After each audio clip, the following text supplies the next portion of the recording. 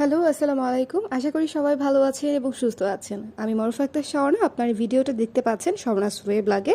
আজকের এই ভিডিওতে আমি আপনাদের সঙ্গে শেয়ার করতে যাচ্ছি নরসিংদীর বিখ্যাত নকশি পিঠা কীভাবে বানায়। স্পেশালি আমি কিভাবে বানিয়েছি সেই প্রসিডিউরটাই হচ্ছে আপনাদের সঙ্গে শেয়ার করব। এটা অনেকভাবে বানানো যায়, বিভিন্নভাবে বিভিন্ন প্রসিডিউরে করা যায়। আমি একটা প্রসিডিউর আপনাদের সঙ্গে শেয়ার করব। এবং আরেকটা কথা বলে রাখি, নরসিংদীর এই পিঠাটা হচ্ছে বানানো বেশ সময় সাপেক্ষ একটা কাজ। সো শুরু করে দিচ্ছি। প্রথমেই আমি হচ্ছে চালের গুঁড়া নিয়ে সেটাকে ভালো করে ছাঁকনি দিয়ে ছেঁকে নিয়েছি ভালো মতো, যাতে কোনো দানা দানা না হয়। তারপরে চুলায় বসিয়ে, বড় একটা পাত্রে চুলায় বসিয়ে সেটা হালকা করে গরম করে নিয়েছি। খুব বেশি গরম নয়, হালকা গরম করে নিয়েছি। খুব বেশি গরম হলে চালটা পুড়ে যাবে, সো খুব বেশি গরম করা যাবে না। এবং আমরা রুটি যেভাবে বানাই, গরম পানির রুটি, তারপরে সেই গুঁড়াটার উপরে হচ্ছে গরম পানি দিয়ে আমি এরকম ডো করে নিয়েছি। গরম পানি দিয়ে, এটা মাথায় রাখতে হবে যে সেদ্ধ পানি দিতে হবে। তারপরে একটু মোটা করে রুটির মতো বেলে, রুটির মতো 1/2 ইঞ্চি মতো মোটা করে রুটির মতো বেলে এরকম ফুল, পাখি, লতা পাতা যেটা ইচ্ছা সেটা দিয়ে হচ্ছে আপনি ডিজাইন করে নিতে পারবেন। এখানে কিছু কথা বলতে চাই, সেটা হচ্ছে যে নকশি পিঠা কিন্তু হচ্ছে আপনার অন্য কোনো কিছু দিয়ে ডিজাইন করা যায় না। এটা ডিজাইন করতে হয় হচ্ছে খেজুরের কাঁটা দিয়ে। সো আমি মিরপুরে হয়েছে পুরা এলাকা খুঁজে খেজুরের কাঁটা খুঁজে বের করে নিয়ে আসছিলাম শুধুমাত্র রোজার ঈদের নকশি পিঠা বানানোর জন্য। সো নকশি পিঠা বানাতে অবশ্যই হচ্ছে খেজুরের কাঁটা ইউজ করা হয়। কেউ কেউ সুই দিয়েও বানায়, বা সুইয়ে অত ভালো ফিনিশিং আসে না। আর কাটিং করার জন্য, সাইড কাটার জন্য আপনারা কয়েলের স্ট্যান্ড, নতুন স্ট্যান্ড, অথবা যে কোনো স্টিলের একটা ঢাকনা কেটে এরকম বানিয়ে নিতে পারেন। আমি এখানে দেখেন আবার একটা নতুন পিঠা আঁকছি। নতুন পিঠা কিভাবে আঁকতে হয়, খেজুরের কাঁটার পেছনের সাইডটা দিয়ে সুন্দর করে এঁকে নেওয়া যায়। সো খেজুরের কাঁটা দিয়ে আপনি আঁকতেও পারবেন, আবার পিঠাটা কাটতেও পারবেন সুন্দর করে। সো যার ক্রিয়েটিভিটি যত ভালো, সে তত সুন্দর করে আঁকে এবং সুন্দর করে বানায়। আমারটা এত ভালো হয় নাই, কারণ আমি অনেক দিন পরে বানিয়েছি, আর আমি এত প্রফেশনালও না। কিন্তু আমার খুবই শখ হয়েছিল যে অনেক দিন পরে হচ্ছে নিজের হাতের পিঠা হচ্ছে বানাবো। সো বানিয়ে ফেললাম, এবং সেই সুযোগে শুভ একটু ভিডিও করে দিল এবং সেটা আপনাদের সঙ্গে শেয়ার করার সুযোগও হয়ে গেল। ভালোই হয়েছে, 1-এর মধ্যে 2। সো দেখেন আমি কিন্তু নকশা করছি, নকশাগুলো কীরকম হয় একটু দেখে নেন।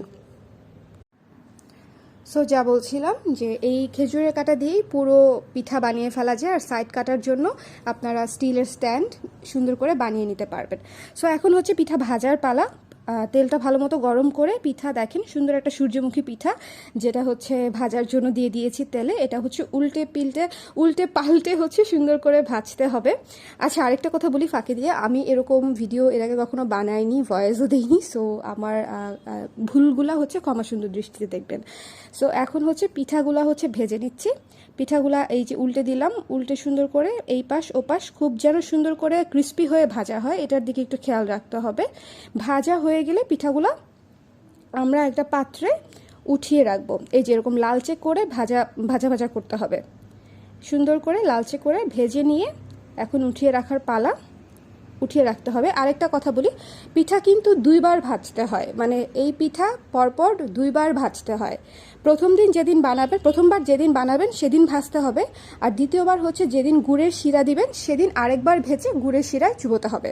সো এখন গুড়ের শিরা রেডি করছি। এখানে তেল দিয়ে নিয়েছি পিঠা ভাজার জন্য এক চুলায়, আর আরেক চুলায় হচ্ছে সুন্দর করে গুড়ের শিরাটা তৈরি করে নিলাম। গুড়ের শিরায় হচ্ছে তেজপাতা, এলাচ এবং দারচিনি দিয়ে আর একটু পানি দিয়ে আমি শিরাটা করে নিলাম। এটা হচ্ছে একদম সুন্দর আঠা আঠা হতে হবে, এই যে এরকম পাতলা হবে এবং আঠা আঠা হবে। একটু হাতে ধরে টেস্ট করে নেবেন, অনেক গরম হয় যদিও, হাতে ধরে টেস্ট করে নেবেন যে এরকম সুন্দর আঠা আঠা হয় কিনা। কেমন? সো আঠা আঠা হলে সুন্দর করে পাশের চুলা থেকে পিঠা ভেজে, এই যে পিঠা ভেজে পাশের চুলা থেকে পিঠা ভেজে লালচে করে ভেজে সেই গরম গরম পিঠাটা শিরার মধ্যে চুবিয়ে দিবেন। শিরার মধ্যে চুবিয়ে দিলে শিরাটা একদম পিঠার ভেতরে বাহিরে সব দিকে হচ্ছে শিরাটা ঢুকে যাবে এবং খেতে খুবই মজা হয়।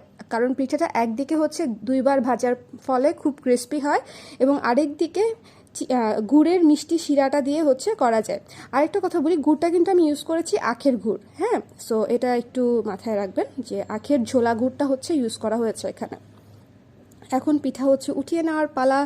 আমাদের পিঠা বানানো অলমোস্ট শেষ এবং আমি খুব শর্টকাটে আপনাদের সাথে প্রসিডিউরটা শেয়ার করেছি। কারো কোনো প্রশ্ন থাকলে হচ্ছে আমাকে কমেন্ট বক্সে করতে পারেন বা ইনবক্সেও করতে পারেন, কোনো সমস্যা নেই। সো এরকম করে পিঠা সব কয়টা ভেজে শিরা দিয়ে উঠিয়ে নিতে হবে এবং আমাদের পিঠা অলমোস্ট রেডি। এবং এখন হচ্ছে দেখাচ্ছি যে আফটার সব কিছু কীভাবে কীরকম হয় পিঠা দেখতে। সো দুইটা পাতার মধ্যে আপনারা একটা ফুল দেখতে পাচ্ছেন, এর চেয়ে ভালো ডিজাইন আমি আর করতে পারি নাই। সো আমি আশা করি আপনারা অনেক সুন্দর সুন্দর ডিজাইন করতে পারেন এবং এই পিঠা সবাই যেন, বাংলাদেশের সবাই যেন এনজয় করতে পারে, এই জন্যই রেসিপিটা শেয়ার করা। অনেকেই প্রশ্ন করেছিলেন। তো সবাই ভালো থাকবেন, সুস্থ থাকবেন এবং আমার জন্য দোয়া করবেন। আল্লাহ হাফেজ এবং স্বর্ণা সোহেব ব্লগ লাইক করতে ভুলবেন না।